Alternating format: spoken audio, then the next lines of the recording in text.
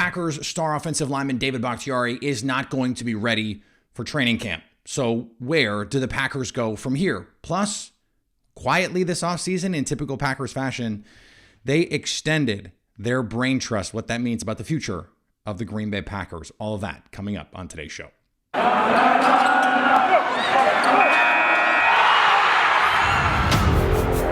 You are Locked On Packers, your daily Green Bay Packers podcast. Part of the Locked On Podcast Network, your team every day.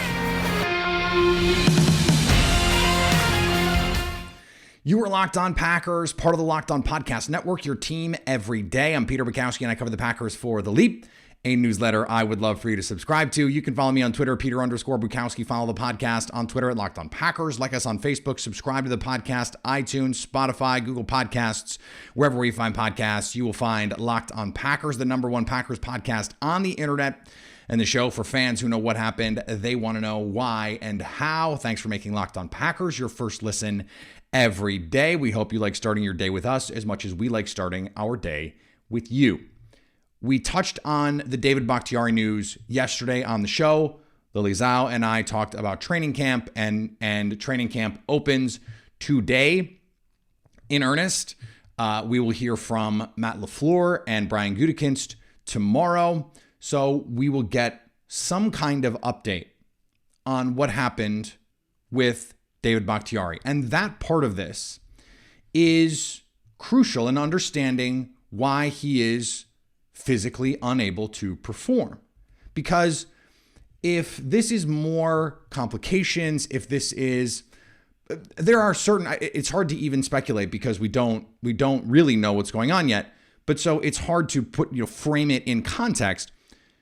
It depends on what happened. So let's say he had a setback. It was reported, by the way, he had a setback.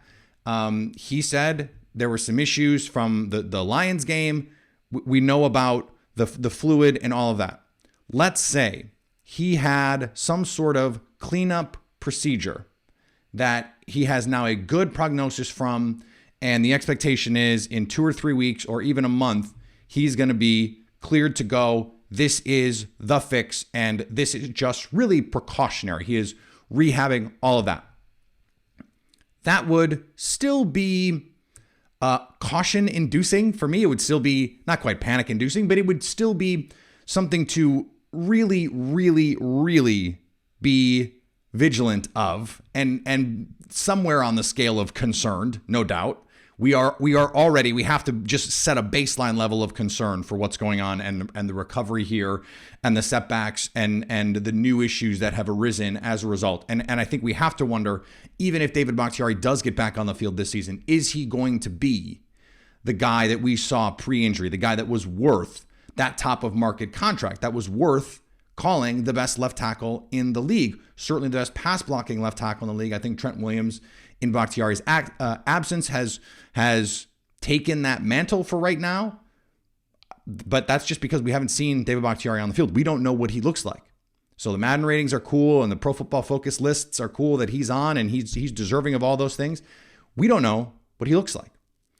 So one of the things we asked in our Monday newsletter at The Leap, a newsletter I would love for you to subscribe to, is how it changes the way the Packers construct their roster.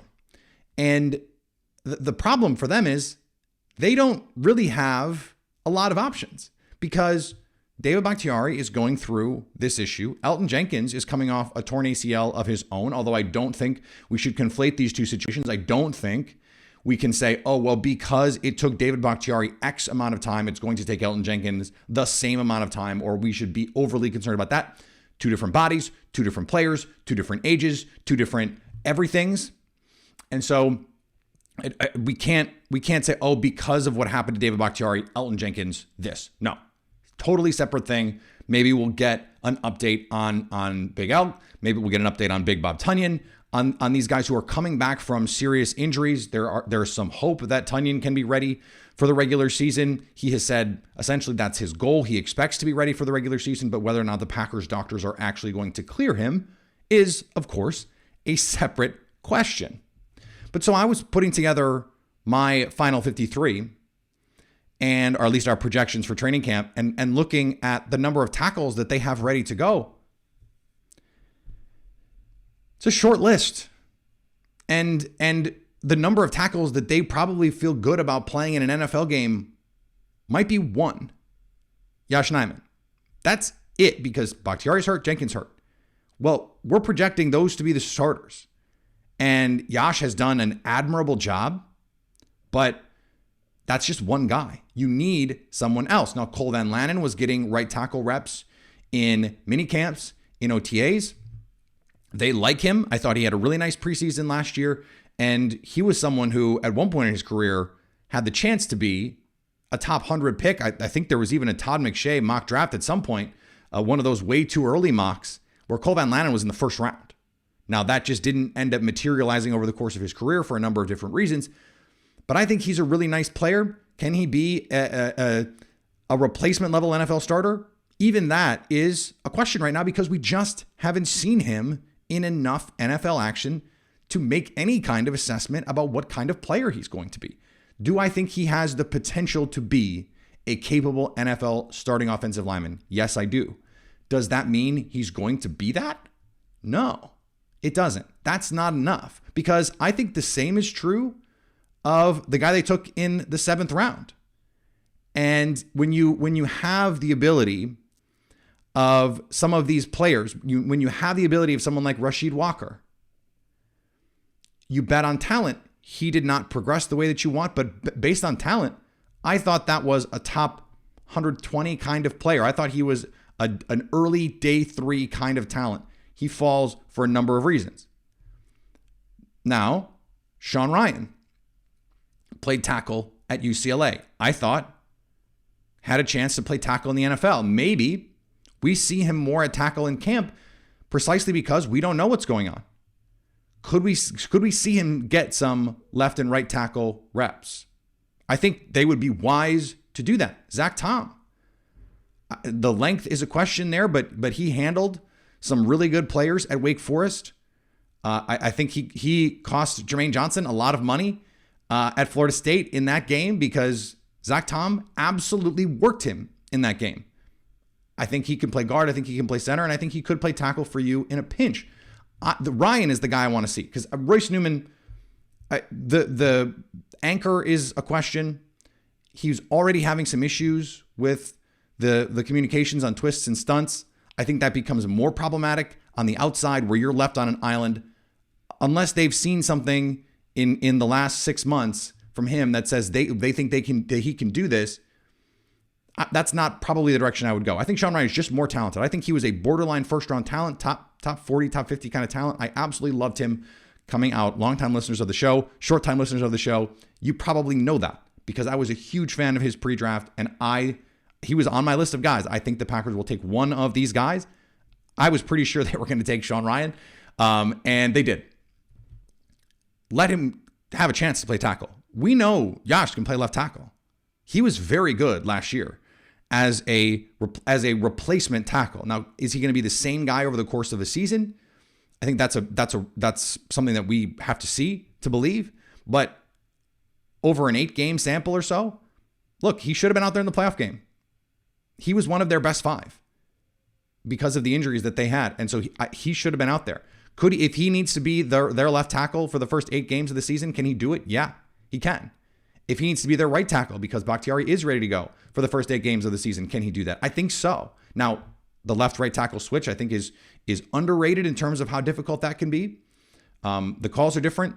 The footwork is different. And so your everything is mirrored. It's reversed. So it becomes a little bit more problematic. They don't really have guys that are preferred tackles in the league. Sean Rhyan, they drafted to play guard. Zach Tom, they drafted to play guard or center. Jake Hansen is a center only. I think Royce Newman is a guard only. So you have Rasheed Walker, you have Yosh Nijman, and you have Cole Van Lanen.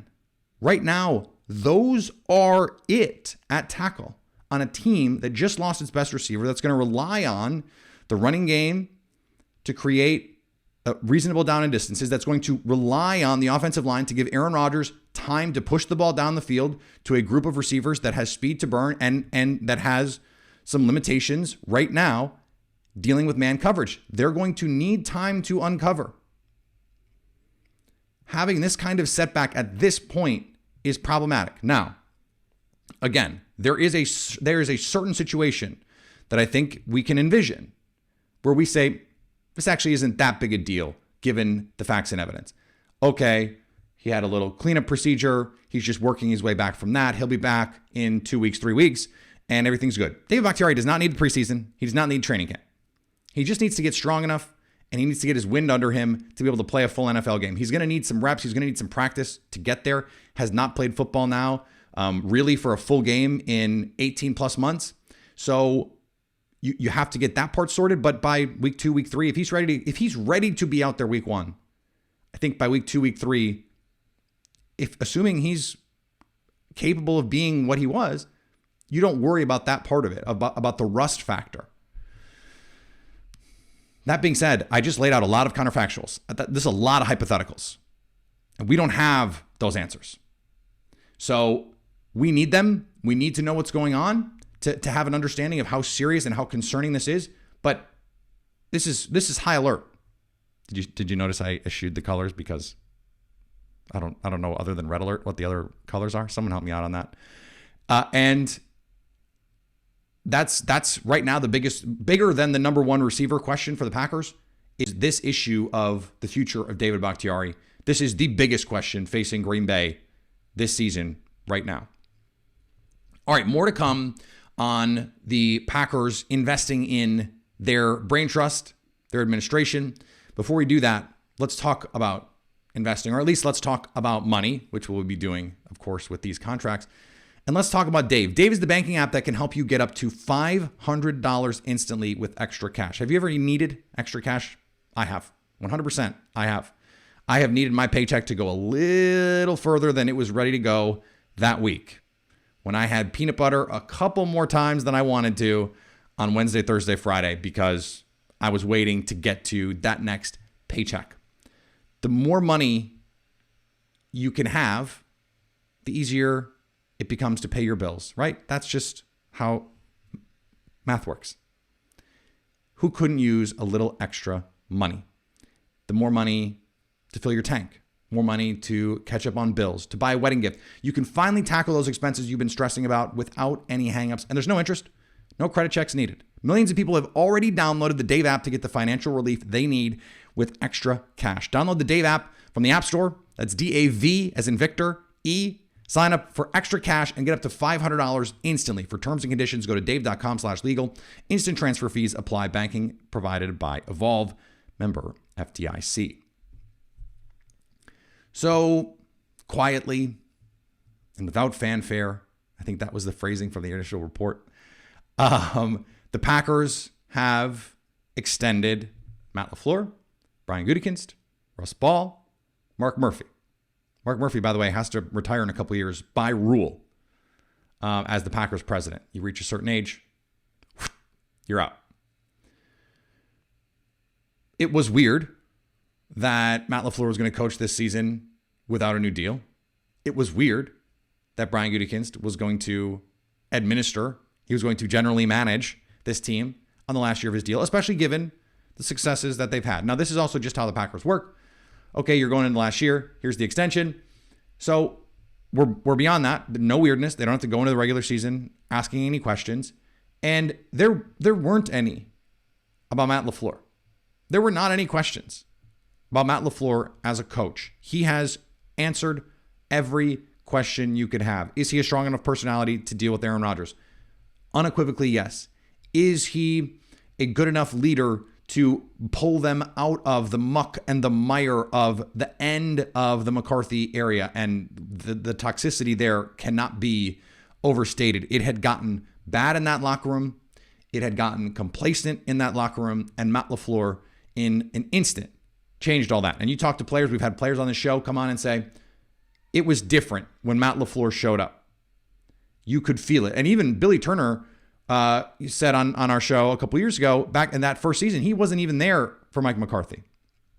So he didn't get to see, this transition.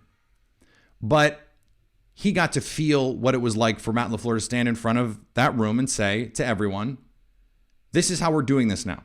And I know a lot of you have done it this other way for a long time. That's not how we're doing it anymore. We're doing it my way. And not in a drill sergeant kind of way, not in a condescending kind of way, but just in a, hey, if you buy in, this is going to work. Trust me. Let's go do it. And guess what? It's worked. Now, you can look at the playoff success. You can point to it and say, okay, but he hasn't won the big games. I would push back a little and say the 49ers were clearly a better team in that game on the road in San Francisco in a game where your defense got absolutely truck-sticked. That is not really a Matt LaFleur issue. They were just not good enough. I wrote about it at Acme Packing Company at the time, that too many of these playoff losses came in situations where the Packers were the inferior team. And that seems like a weird thing to say, right? The inferior team should lose. Yes, but you should not have the inferior team when you have Aaron Rodgers. And that speaks to roster construction problems elsewhere. Now, did Rodgers play great in that game? No, he played very poorly in the first half. Played much better in the second half trying to catch up, which is somehow a weird criticism of his. Like, oh, he doesn't play from behind. I don't know. It's such a stupid conversation to even have and engage with. So I try not to do it. But the Bucks game, there are reasonable questions about what happened at the end of that game. There were also just little issues at the end of the first half. The defensive blown assignment, Kevin King. You have a dropped interception in that game from your backup safety in there. You have Davante Adams dropping a back shoulder fade touchdown that would have been, if you add the field goal or take away the field goal and add the touchdown instead, that's the margin of the game. Aaron Rodgers misses Davante on another throw. So misses Marquez Valdez-Scantling on a shot play that would have been a touchdown if he makes an accurate throw. Those are just like little things here and there that cost you the game. I think the point where you start to go, okay, we really need to see something now is after the 49er game, the second 49er game. I don't think you can hang the big playoff losses on Matt LaFleur. And by the way, we have to acknowledge his game plan for the Seahawks game was incredible. Tyler Ervin package. Seahawks didn't have an answer. They had two specials for Davante Adams. Both of them scored touchdowns. These are special concepts you put in that you have ready to go, and they scored on them. They needed them in that game, and they win. And his plan against the Rams was perfect. Run the ball, soften up that defense, get those safeties coming down, and then at the opportune time, hit that play action shot over the top. That was how they won the game. He had a very good plan in that game. So we can't, this happens all the time. You focus on the negatives at the expense of the positives. Because it's like the LeBron James things. Oh, he lost all those finals. Okay, but he got there. So yeah, he has this losing record in finals, but he's been to a dozen of them. Michael Jordan is 6-0 in finals games. Okay, what is he in the Eastern Conference Finals? What is he in the Eastern Conference semifinals? Because guess who always won those games? LeBron. And so we penalize them for not winning the big game, but don't penalize them for the other games, or we don't credit them for winning the Eastern Conference semifinals. We ding them for the loss instead. So no credit to the Rams game, a game where a lot of people picked the Rams, the Seahawks, a lot of people picked the Seahawks. You don't get credit for winning those games because you lost the next week. We can't do that. We can't do that. So Matt LaFleur deserves the credit for those wins. He also, I think the criticism becomes fair after the 49er game. That is fair to go, we needed more from you, Matt LaFleur, as the Packers organization. The Packers needed more from him in that game. Now, who knows how much of that is Aaron Rodgers? Because the 49ers dared him to throw checkdowns, didn't really want to do it, dared him to throw dump-offs to Josiah DeGuara, didn't really want to do it.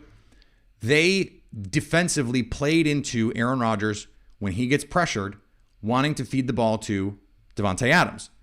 Matt LaFleur was also part of the coaching cognoscenti that sent that 5 out there instead of Yosh Nijman. For the second year in a row, in my opinion, blew the decision of who to play on the offensive line. I thought they tried to get way too cute against the Bucs. I thought Elton Jenkins should have played tackle, although he was not great at guard in that game either. And I thought Nyman should have been out there last year. I said that at the time, and so it was not even post facto Monday morning quarterbacking. It was, this is who I think should be out there before the game. Dennis Kelly was a disaster. Rick Wagner was a disaster, playing hurt, all that stuff. You have to be able to get past those things. That being said, Matt LaFleur has done so much of what was beyond, I think, expectation. And you have this gutting loss. I've said over and over, I don't think he's going to get the credit he deserves as a coach until he wins games with someone like Jordan Love and not Aaron Rodgers. Who knows when or if that's going to happen. But now it looks like it is going to happen because Aaron Rodgers not going to play probably more than 2 more years, 3 more years. Matt LaFleur probably going to be the coach unless he gets Tony Dungy'd and they just keep going to the NFC Championship game or the divisional round and losing. I also don't see that happening. I think he's a young coach that has plenty of upside. The other part of this is Brian Gudekunst, because Brian Gudekunst keeps building these rosters that are championship level. And so for whatever criticisms that you had of Brian Gudekunst not being Elliott Wolf, basically was the only criticism. By the way, Brian Gudekunst has been a GM over that period of time. Elliott Wolf has not even really that close to being a GM. I think Packer fans overvalued him because of his last name, and that happens a lot in the NFL. Unfortunately, it happens from coaches and from teams. They value the last name over the actual ability. Brian Gudekunst is one of the best general managers in the league. The Davante Adams situation, weird, not really his fault. Jordan Love, certainly his call, but Matt LaFleur loved it too. I don't think, because of everything that else has happened, I don't think we need to hang that decision on Brian Gutekunst and say, okay, well, that makes you a bad general manager. You can say that's a bad decision. I understood it at the time, or at least I came to understand it, I'll say. But everything that has transpired before and since, Jair Alexander, the trade, Darnell Savage, that first free agency with Amos and Smith and Turner and the guys that they have brought in this locker room, the consistent talent that they've added, finding Elton Jenkins and Aaron Jones and AJ Dillon and all of these guys. I guess it would be the AJ Jones or Aaron Jones extension. Russ Ball also plays a part because they have consistently been in good cap health, pandemic notwithstanding. And even with the pandemic, they were able to mess around with the cap, figure it out. And I don't think they've had to move on from any players that they felt like they really, really, really wanted to keep for financial reasons. They were willing to pay Davante Adams what he wanted. He wanted to go somewhere else. And the Packers and Zadarius Smith were done. That was just not going to happen for a number of reasons. Money, I don't think, was the biggest reason. I don't. I think it was a good...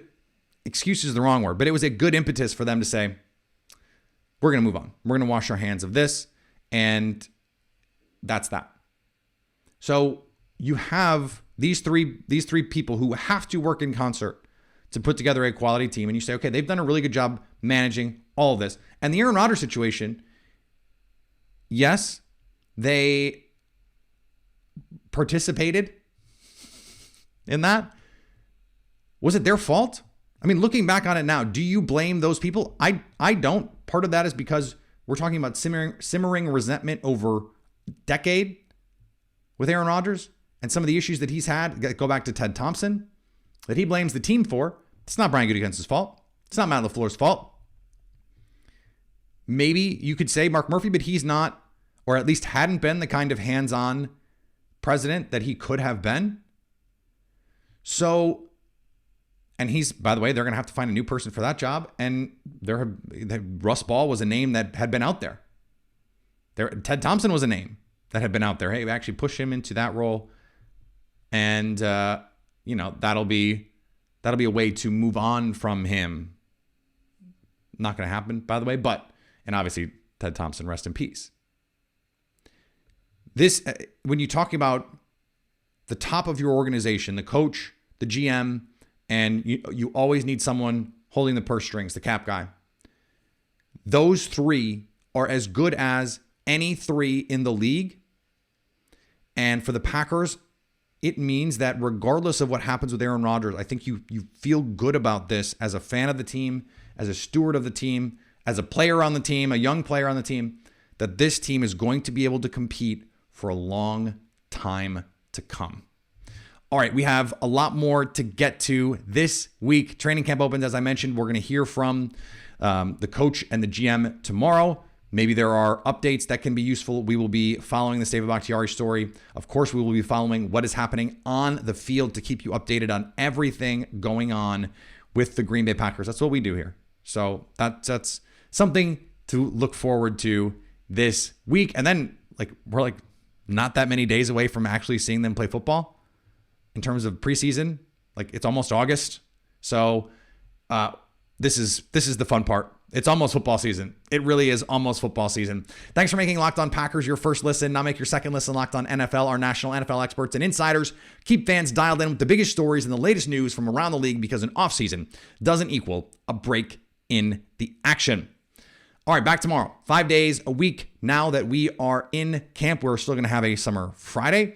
I am back in the States. I apologize for the lateness of this episode. Those of you who are used to getting up at the crack of dawn to get this, we're just a skosh late putting it out because I was traveling back from a wedding. So here we are. We're back. Let's do this. Let's have some fun. Follow me on Twitter, Peter_Bukowski. Follow the podcast on Twitter, Locked On Packers. Like us on Facebook. Subscribe to the podcast, iTunes, Spotify, Google Podcasts. Wherever you find podcasts, you will find Locked On Packers. And anytime you want to hit us up on the Locked On Packers fan hotline, you can do that, 920-341-3775 to stay Locked On Packers.